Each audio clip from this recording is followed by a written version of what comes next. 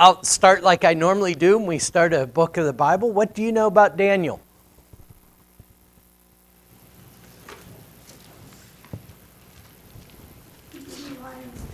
The lion's den. There you go. That quite possibly is the most well-remembered part of Daniel, right? He's thrown into the lion's den. What else?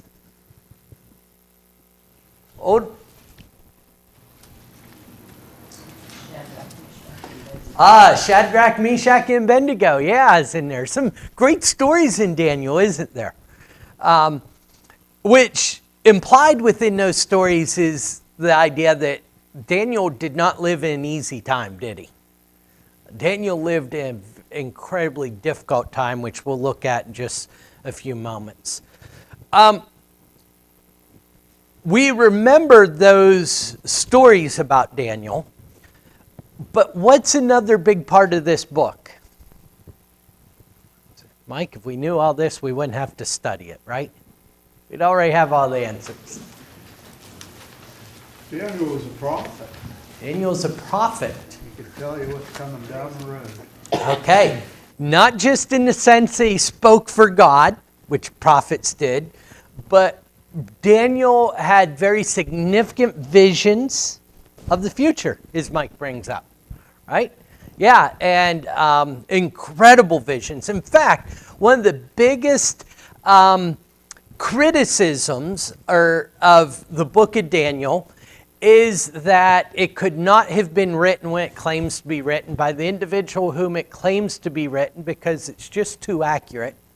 And so some critics will say that it's written somewhere in the 100s BC rather than in the 500s BC, so 400 years later. What's the proof of that? I spent some time looking at the critics.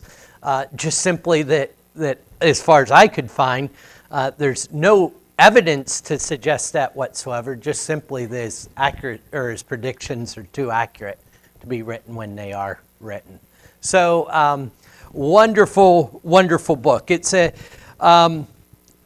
very encouraging book in many ways, and a very sobering book in many ways. So let's start and set. Now that I've asked you a little bit about what you have or what you know about Daniel, let's come back and set the stage a little bit. Daniel takes place in a very difficult time. So the Babylonian captivity, when we say that, is the southern kingdom. We're going to set up a basis for the Israelites' history in just a moment. But essentially, the kingdom is split. And the Babylon Empire conquers the southern empire, kingdom, oftentimes referred to as Judah. That siege starts in 608 BC. And the destruction of Jerusalem and the temple by Nebuchadnezzar takes place in 586 BC. So I think for me that's helpful to anchor these events in a particular time frame. We are right around 600 years before the time of Christ. So with that said, let's go back and set a little bit of background. If you would turn your Bibles to Isaiah 39. Isaiah 39. The first chapter of Daniel, don't let me confuse you, we are turned to Isaiah 39.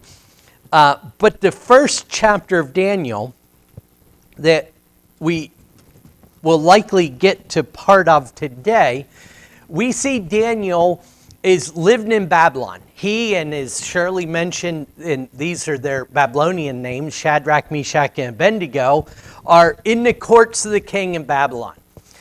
And we understand that Daniel is a captive, right? His nation's been conquered by Babylon. The southern kingdom, the Israelites, Judah have been conquered by Babylon, and he's taken to another realm. And he's in service there. But he's not in service in the mines. He's not in service in forced labor or hard labor. And so I think it's easy for us sometimes to think, well, Daniel's living in the palace of a king. Just how bad could it be for Daniel? And Isaiah, I think, helps us to understand that. Because Isaiah lives quite a long time before Daniel, and he predicts what was going to take place at the time of Daniel. And Hezekiah is a king that is kind of the last good king, if you will. Josiah's in there as well. But Hezekiah is at the turning point of Judah. He's the king, and he brings forth a reformation to get back to God's law, but it's short-lived. And he lives at the point of no return. And what happens in Isaiah 39 is Isaiah comes to Hezekiah. And these men from Babylon have come, and Hezekiah has been very sick. He prayed to God, and God gives him additional life. If I'm not mistaken, 8 more years. And so these people from Babylon come to Hezekiah and say, we heard you were sick, and we want to say we're happy you're better again. Hezekiah says, oh, thank you so much. Here, come in, look around. And Hezekiah shows them everything in the kingdom. He shows them all the wealth. He shows them, there's nothing in his kingdom he doesn't show them. And Isaiah comes to Hezekiah in the passage in verse 5 we're going to pick up in. And he says, Hezekiah, what have you shown these men? Hezekiah says, I showed them everything. And Isaiah says, listen, Hezekiah, Babylon's going to conquer you. And everything you've shown them, everything in your house will be in Babylon. In other words, Isaiah is saying, you don't know it yet, but I want you to know you just showed the enemy where all your wealth is. And Isaiah gives Hezekiah a glimpse of the future here in these passages. So let's read verse 5, continuing, and then I'll open up for questions so we're all on the same page. Isaiah 39, starting in verse 5. Then Isaiah said to Hezekiah, hear the word of the Lord of hosts. Behold, the days are coming when all that is in your house and that which your father has stored up till this day shall be carried to Babylon. Nothing shall be left, says the Lord. Now, as I just said, Isaiah is telling Hezekiah this. But I set the stage earlier asking how bad could have it been for Daniel. Notice verse 7 as Isaiah prophesies about what's coming. And some of your own sons who will come from you, whom you will father, shall be taken away, and they shall be eunuchs in the palace of the king of Babylon. Then Hezekiah said to Isaiah, the word of the Lord that you have spoken is good, for he thought, there will be peace and security in my days. Now, just as a side note there, the last verse, Hezekiah makes this statement, oh, thank goodness it's not going to happen in my days. It's going to be after my reign. Well, that's a side issue. We won't deal with that today. What I want you to notice is, A, this was predicted, and B, when we get into Daniel 1, we'll see that Daniel is with the chief of eunuchs. Now, nowhere in Scripture does it state whether Daniel was or was not a eunuch, but this is prophesied, that Hezekiah's descendants are going to be eunuchs in the court of the Babylonians. And David, Shadrach, and Abednego find themselves with the head eunuch in the court of Babylon. How bad could it have been for Daniel? I think it is probable. What we know for certain is that Daniel's taken from his family. Daniel is taken from his culture.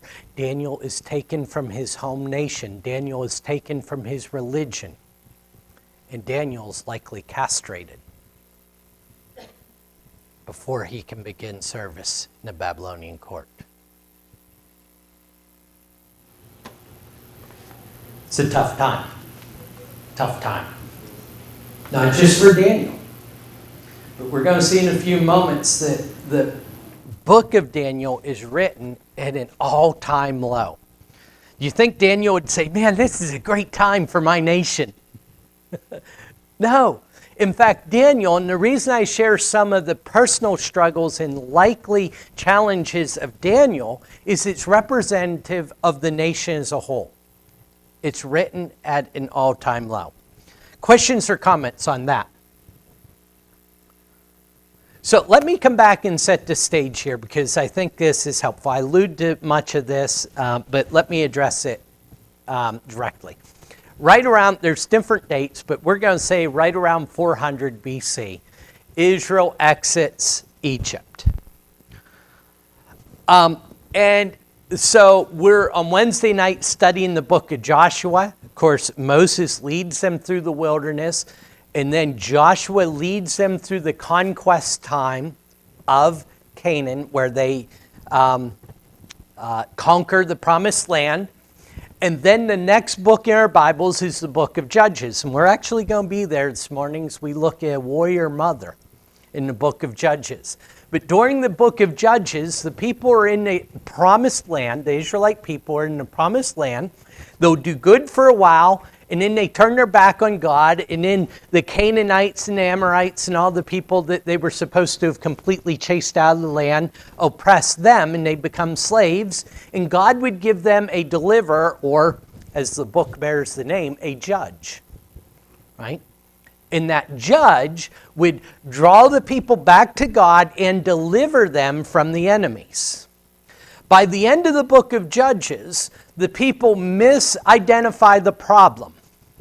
The problem is they keep turning their back on God and therefore being sent into oppression. Judges a couple of times states in those days there was no king and everyone did what was right in his own eyes. What they identified the problem as being is no king, right? They don't want to identify the problem as as turning our back on God. They say these other nations have kings, we don't have a king. And so it's right around 1050, 1048, somewhere thereabout, that Saul is crowned king of Israel. Now that lasts for how many kings? 3, Shirley says. Saul, David, and Solomon. At the end of Solomon's reign, as he dies, the kingdom splits under Jeroboam and Rehoboam. Solomon's son is told, your dad was a great king, but he taxed the people too hard. You ought to give them a little bit of break. And he says, well, I'll show them who's boss. I'll tax them more.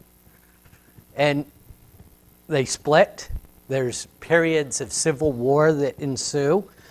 But the northern kingdom had 10 tribes. The southern kingdom of Judah had 2 tribes. The northern kingdom had essentially all bad kings. And the Assyrians wiped them out. In the New Testament, we read about the Samaritans. That's the northern kingdom. They're no longer Jews. They're no longer Israelites. The Assyrians have essentially wiped them out. The Samaritans are what's left. The southern kingdom is where Daniel is from. He's from the tribe of Judah. The southern kingdom has a good king, a bad king, a good king, a bad king. Kind of goes up and down, but the progression nonetheless is away from God. Until, as I mentioned before, Hezekiah was kind of the point of no return. After Hezekiah, he led a reform back to God, where they were once again serving God and things were good. But his son Manasseh comes to reign, and he is the chief of all evil kings. And he takes the people in a horrible direction. So much so that it is Hezekiah's great-grandson. Okay? So think about how far back your great-grandparents lived. Not forever ago, right? Many of you have known or do know your great-grandparents. Here's how far the people have gone in that short period of time. Under Josiah is short-lived. He comes to an untimely death. But under his reign, he has the temple being cleaned up, and they find a copy of the Torah, the law. And they bring it to Josiah, and they read it to him, and he says, whoa, what is this deal? You see that? 2 generations. And they're so far removed from God that essentially, it's not what's being said, but our application today was they didn't even know what the Bible was. They found a copy of the Bible in the temple and had it read, and they're like, whoa, this is mind-blowing. And for a very, very, very short time, they try to follow it. Like I said, it's very short-lived. It's only another generation or two, and Jehoiakim is put in power by a foreign king, and that's who Nebuchadnezzar conquers and takes into captivity.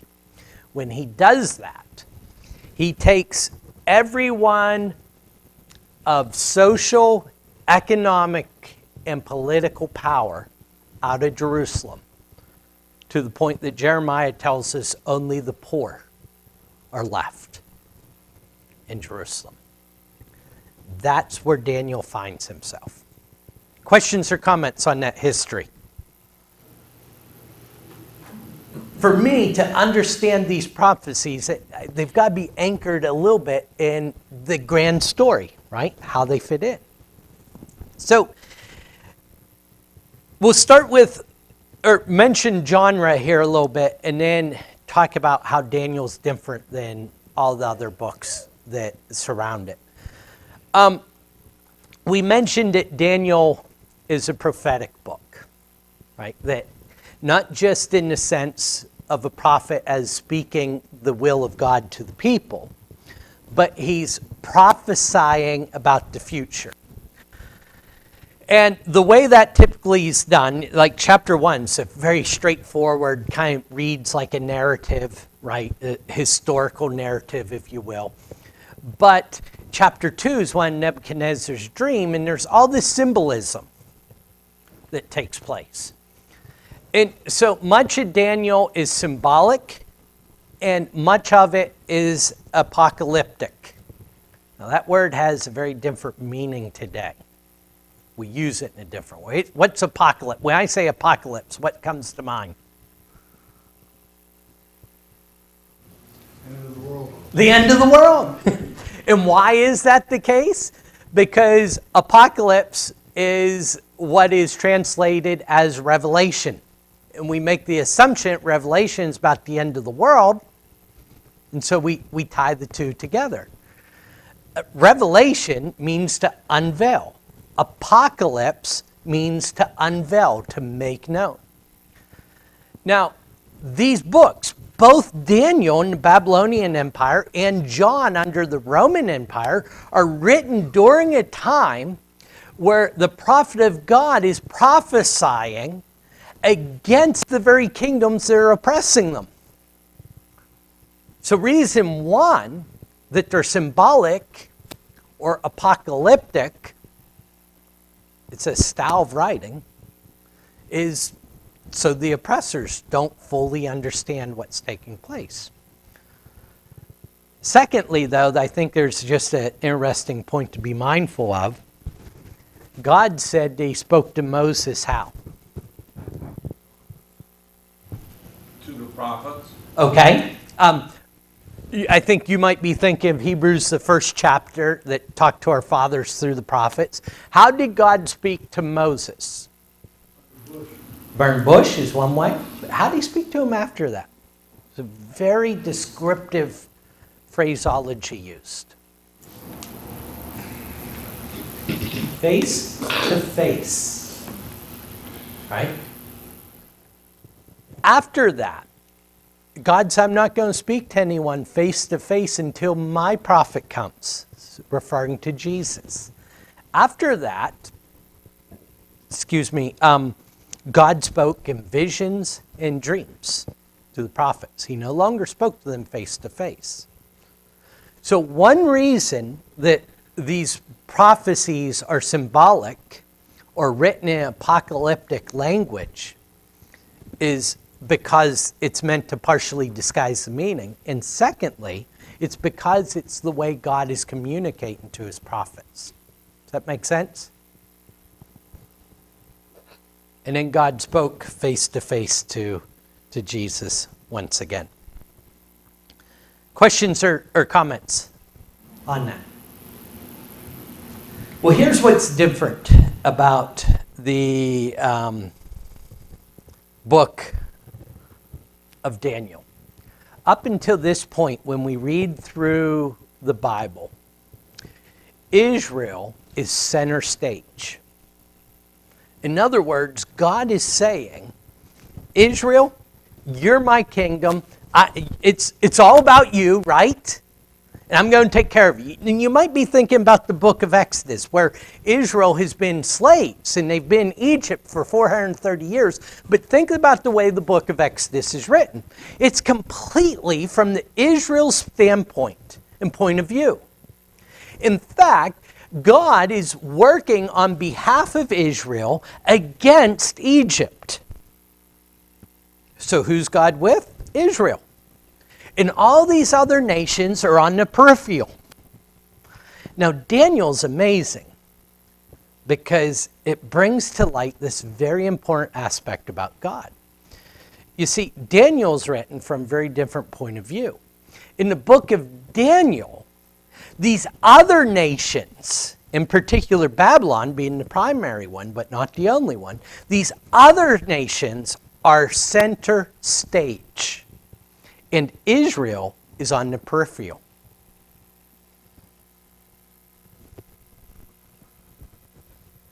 Is the story still about Israel? Kind of, yeah. Not primarily. You see, Isaiah and Jeremiah prophesied, hey, after 70 years, this is going to be done away with, and God will be back with you. God will take care of you. But that's not Daniel's purpose. He keeps prophesying about this kingdom that's coming. Here's what's interesting, I think, about Daniel. It shows God is sovereign. God is sovereign. Why is Babylon in control? Why is Babylon center stage at this time?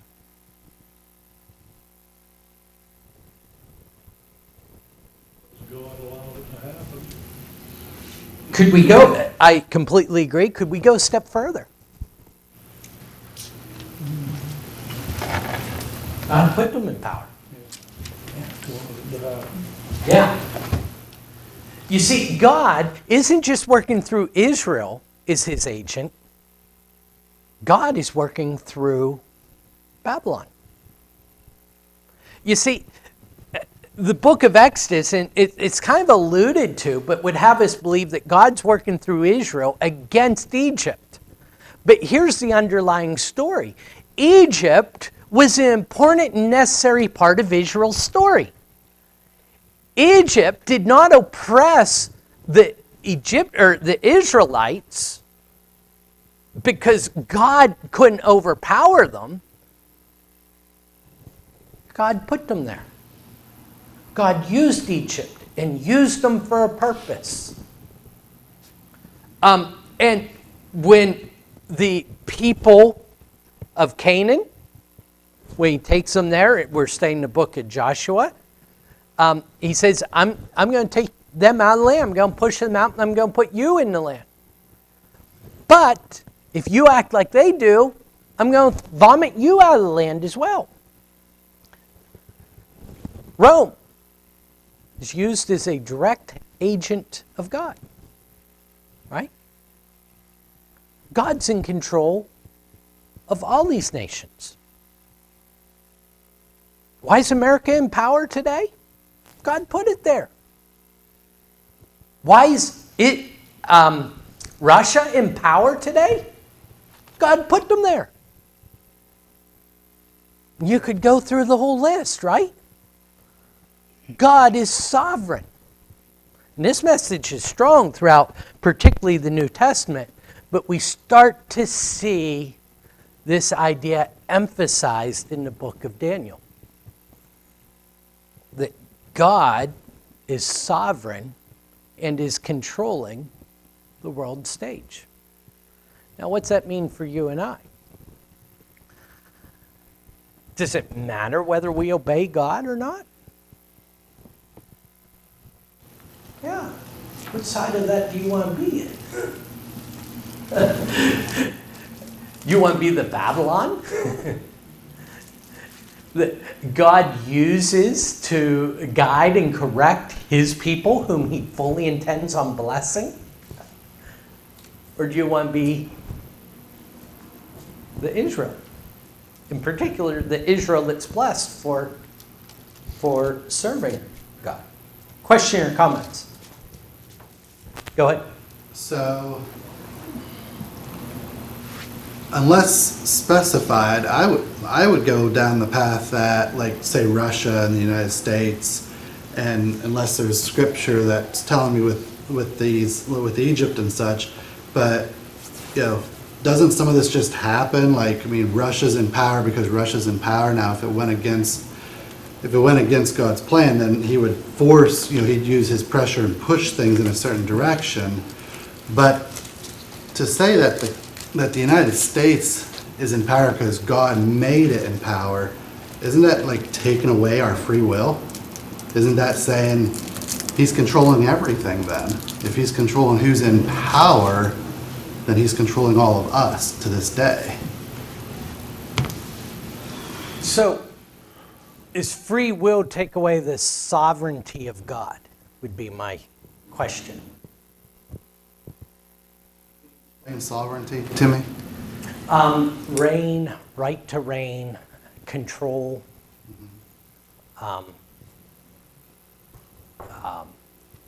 the right authority. So if a nation is sovereign, it has the authority to act on its own behalf, the right to act on its own behalf. So in question, there's two things at play. And when you ask about free will, I think, to me, that's answered on what side of that equation we get to be on. The United States being in control was not done by you, Corey. You didn't even participate. You didn't help, right? Or me, right? And so that doesn't impact your free will, nor was it impacted by your free will. It's happened outside of your control. Go ahead. I'll wait. Okay.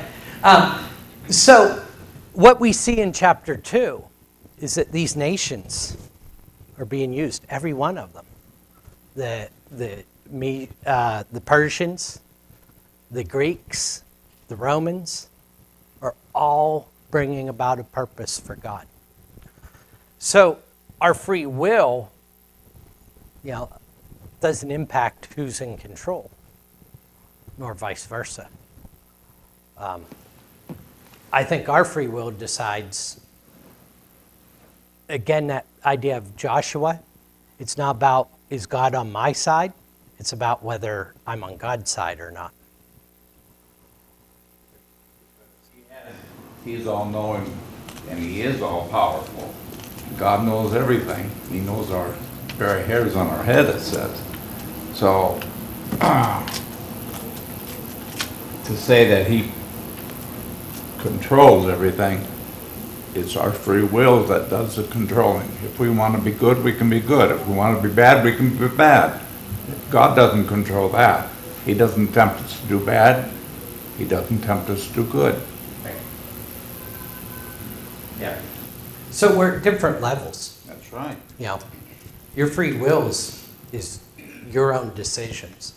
versus the world stage.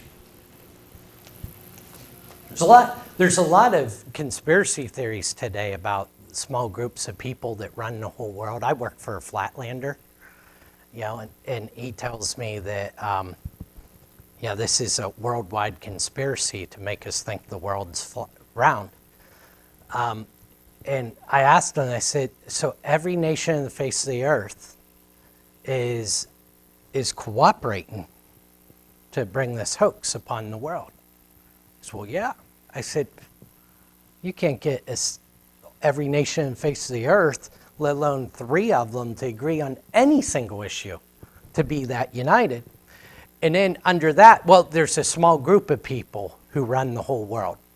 And that conspiracy theory goes, worldwide. There's all these conspiracies, and that is predominant in Christianity, the idea that there's wicked, evil people controlling the world stage. I think we're getting closer to the truth when we look at a small group of people ruling the world stage. It's one being.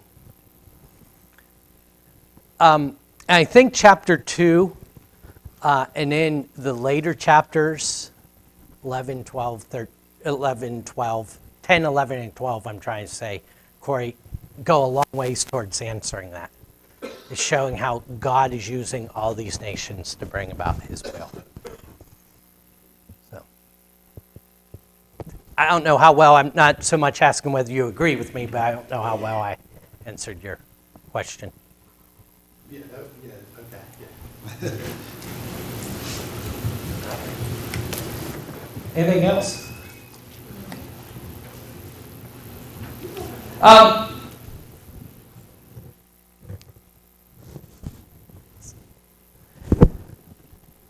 So, the point that I'm drawing out, and I'll end with this, and then we've got a short video. We have just enough time to watch it.